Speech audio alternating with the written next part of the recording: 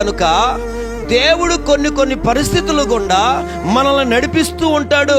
అవి ఆశీర్వాదాలు అవ్వచ్చు, లేకపోతే నిందలు అవ్వచ్చు, అవమానాలు అవ్వచ్చు.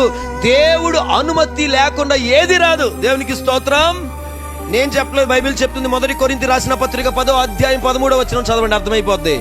దేవుడు చిత్తం లేకుండా, దేవుని అనుమతి లేకుండా 1 కొరింథీ 10:13లో ఇలాగ రాయబడి ఉంది, సాధారణముగా మనుషులకు కలుగు శోధనలు తప్ప మరి ఏమీ మీకు సంభవించట్లేదు.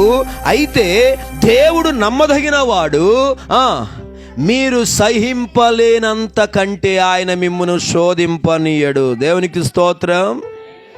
నదులు కొన్ని ఆశీర్వాదాలు అవ్వచ్చు, కొన్ని నిందలు అవ్వచ్చు, కొన్ని శోధనలు అవ్వచ్చు.